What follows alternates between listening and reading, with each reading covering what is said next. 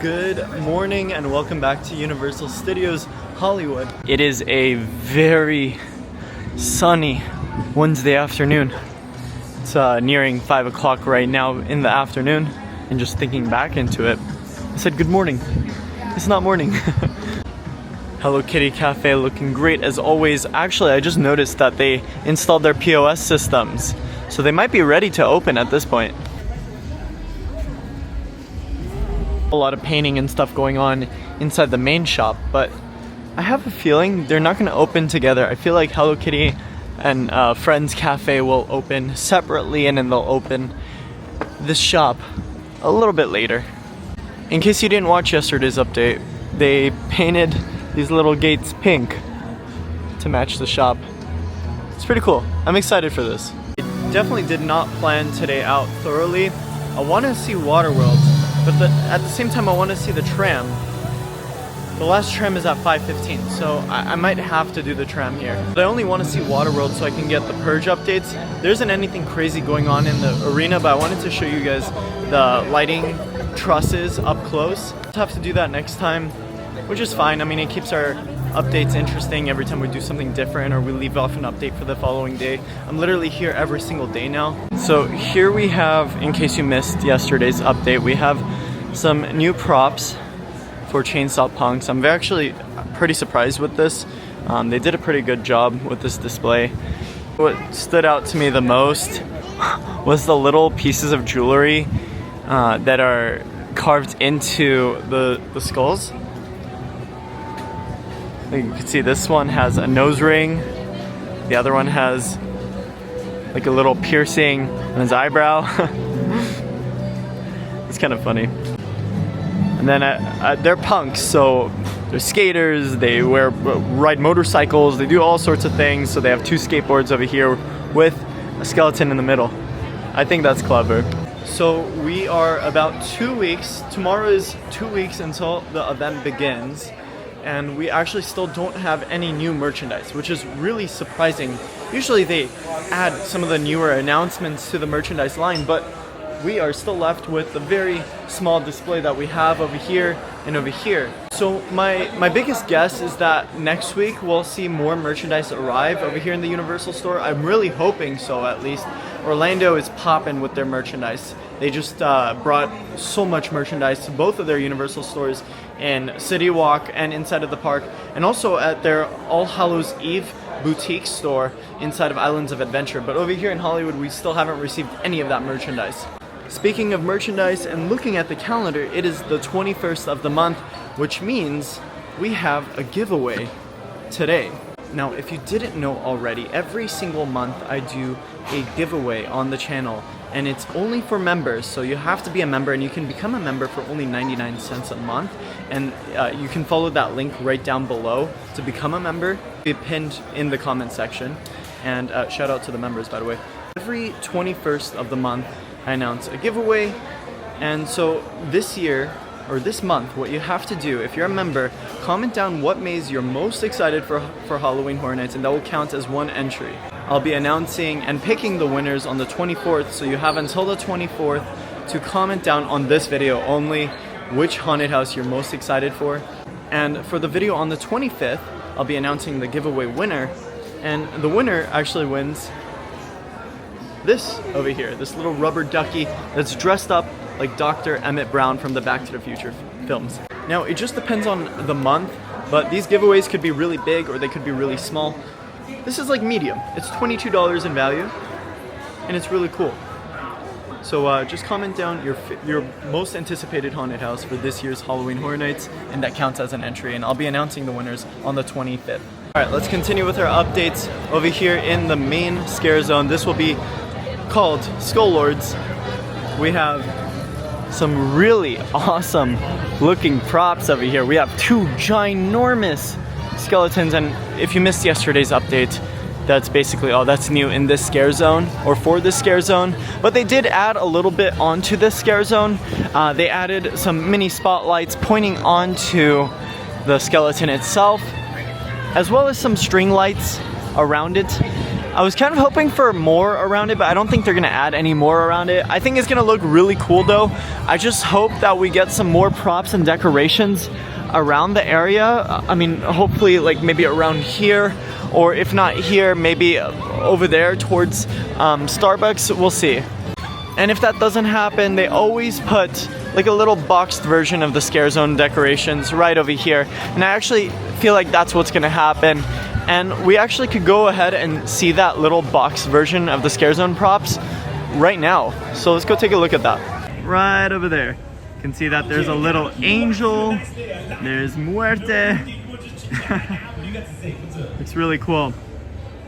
So over here in the plaza, you could see that they have a little Scare Zone piece that says Skull Lords on it. I have a pretty strong feeling like previous years, it'll just be located right in front of New York Street over here.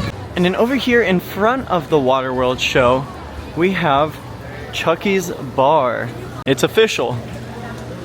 Unless this is a reuse sign, I highly doubt it, but we have Chucky's Bar right over here. It's called the Chucky Die Bar. It's a killer time. I love the signage, love the theming. Yeah, did a lot since the last time we were here yesterday. Really like that silhouette of Chucky we have up there. And I wonder if Chucky will be making an appearance himself in the bar. Last year they had 2 photo ops right in front of the Peacock bar. They had the Bride of Frankenstein, and they also had David S. Pumpkins from the SNL skit. And this brings up one question with me.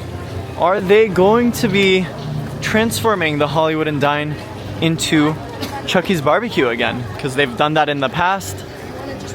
Wonder if they'll do it in the future. Today is the 21st, which means RSVPs have gone up for the Lights On tour of A Quiet Place. This is for all pass members. It's a pass member exclusive event, and you can reserve 2 days, September 17 and September 25. Luckily, I was able to snag a reservation for the 25th, but I believe reservations are still available for the 25th for certain time slots. I think it's like 3 o'clock and 4 o'clock. I don't remember exactly, but it's still available. So go ahead and check. I don't know if it'll be available by the time I release this video, but just letting you guys know that today was the day to reserve for that. And the fact that they're having a Lights On tour for A Quiet Place gives me a lot of hope for the haunted house itself. Moving a lot of the barricades right now. Maybe they're doing some maze host training right now, getting ready for Monstrous. Basically every night leading up to the event beginning, they're doing rehearsals almost every single night. And they started this on Thursday. On Thursday they started with Monstrous. On Friday they did Quiet Place. And then Saturday I think they did the H-Slot haunted houses, so Insidious and Ghostbusters. And I actually just ran into one of you guys. Lisa walked up to me and said hi. I love running into you guys. You guys are awesome. You guys are always positive with me, and it makes my day so much better. We don't have many changes over here in Monstrous, just a few minor details. So over here, there's like a little wagon, and they added a lot more bones in there. Looks kind of spooky. And then they added a picture of someone above this tombstone. I don't know who that is, but it's a very spooky picture. Also, I didn't want to bother him because he was like super busy, but John Murdy like walked in like literally 2 seconds ago. So I thought that was pretty cool. I want to walk around. We have about 15 minutes before the last tram, and I want to get on the tram before the end of the day. Waterworld's last show was at 5:15 as well. So I was really trying to figure out what I wanted to do as our last update of the day, but I think Terror Tram is appropriate. They're working so quick with that. I think it's Wednesday now, so they've probably done a lot more work on it as well. They're playing a song in French Street that I feel like I've never heard. Oh, never mind, I take it back. So weird. Yeah, it doesn't look like they've added anything to the Luchadores Scare Zone. But it's a definitely exciting period of time. We're literally like 2 weeks away from Horror Night starting. That's awesome. I wonder if we'll see Murdy walk out from the other end. This is usually where the exit is of that haunted house. Oh, it looks like he's pushing through. Oh my gosh. I'm so sorry. Yesterday I completely missed this update. I just didn't go down the escalator yesterday. It was really hot and I got off the tram and I just wanted to go home. But they added some new supports on the other side of this project. We'll go ahead and take a look right now.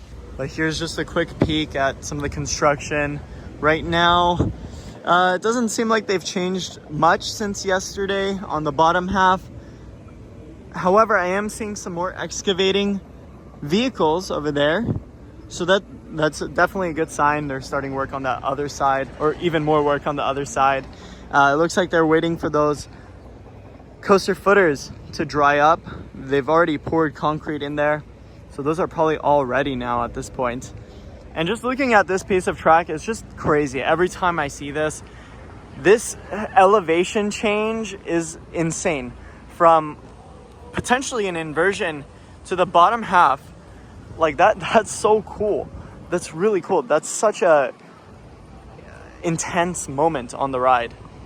And Universal has had many neighborhood meetings, and they talked about noise levels on this ride, and they said to control those noise levels, they're gonna have the ride vehicles rotate, and the rotations will be controlled, so it won't be randomized. But at high scream moments, the vehicles will rotate in a different direction, facing maybe towards the lot or the other side of the park, so that way it doesn't hit or it doesn't leak into residential streets. So all those houses over there, all those people that paid millions of dollars to live there, they're not going to hear this coaster.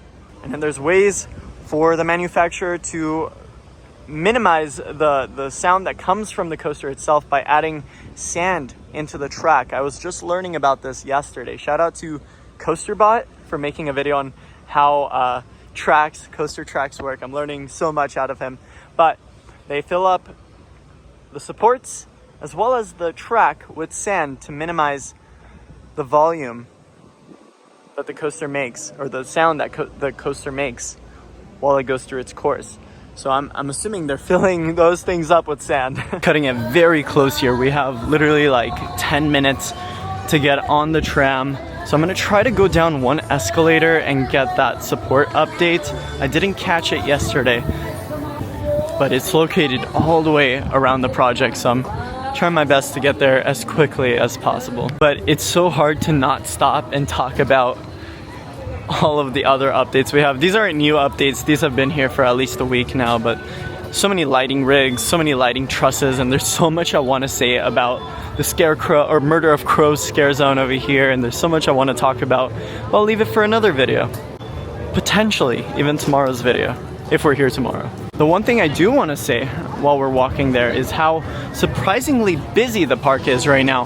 Highest wait is 75 minutes for Mario Kart, which makes sense, but every other ride is an average of 40 minutes.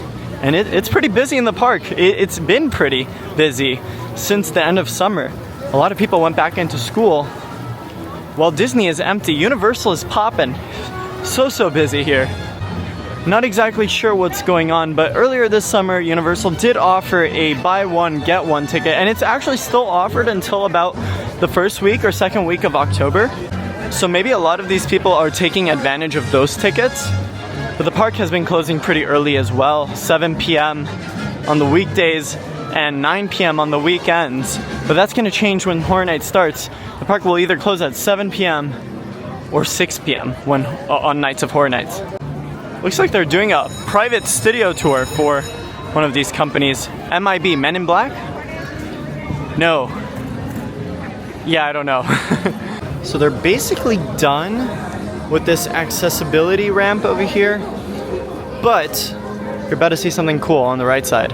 Here's a better look at that accessibility ramp. They're probably gonna use this to do just that.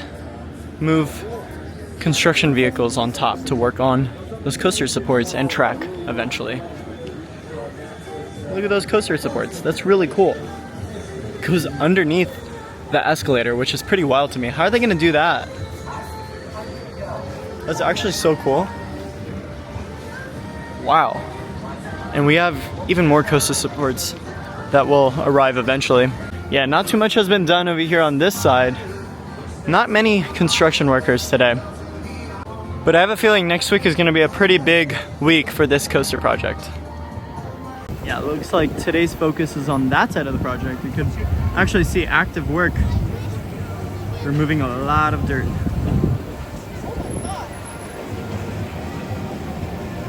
That's what I was just about to say. Wow. What a beast of a project. This thing is massive. We still have some coaster track located over here.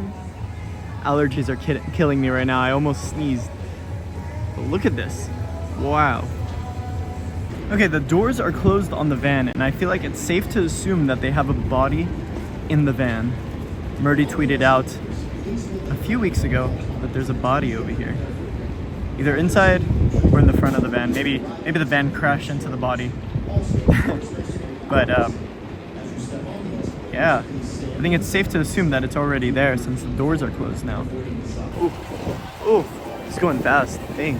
Every day I look at this, it's just so unbelievable to me that we have a view like this. I mean, I grew up going to the park since I was 3, and every day I visited, this was a different view. This was looking at the castle stage where we had Creature from the Black Lagoon. We had special effects here. We had animal actors there. What else do we have here? I think Fear Factor, or was it Spider-Man? I'm having a hard time remembering that. But yeah, this is just so wild to me. The only thing I didn't like out of the 60th anniversary of the tram was this song. It's so annoying. Good evening, everybody, and welcome.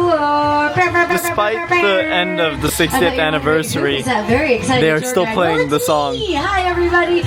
You drop something of value off the side of the tram, or you happen to experience any sound or video issues, just reach up, grab that red emergency cord that runs along the length of the ceiling of the tram, and I'll come back to assist you when it's safe for me to do so, but otherwise you remain seated. There is no smoke. It is called Fast and the Furious Hollywood Drift, based on the Fast and the Furious franchise. I can only imagine what our founder, Carl Limley, would imagine if he would see what our theme park and studio looks like right now. Firstly, he would be like, what is a theme park? What's a roller coaster? But I think he would be really proud to see how the studio tour has grown since March 15th, 1915. So I think it's really special that today, Pendar and I get to carry on his dream as we now enter our front lot. Another show that streams on Peacock utilizes, I am talking about Based on a True Story, which stars Chris Messina and Kaylee Kiyoko. It's all about America's true crime obsession. Here's like my new 170 friends. Do you mind like coming over and giving them like pictures and an autograph? Yeah, you're a doll. I'm so sorry. I did not bring like a pen. Do you have like a Sharpie? Okay, that's not what I meant. That is not what I meant. I'm so sorry. Okay, next time I'll call first. To the point, but that's taking it a little too far.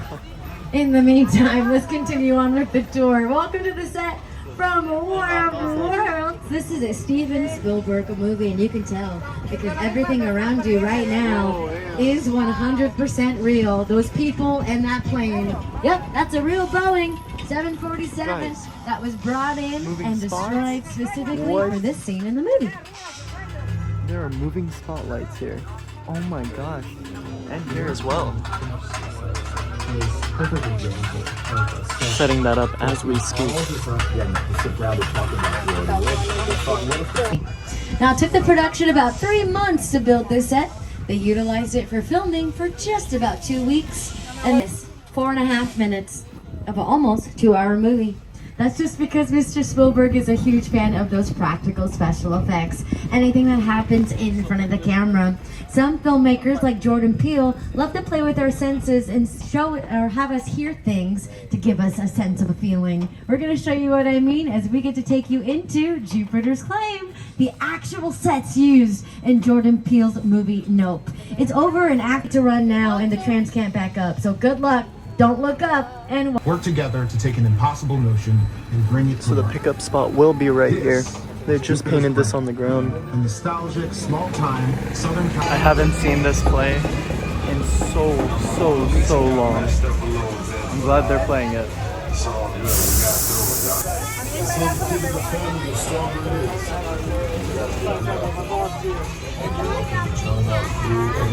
Oh. And that wraps up today's video here at Universal Studios Hollywood. Anyway guys, I'm JP, and How They Sing the Movies, that's a wrap. I'll see you guys in the next one.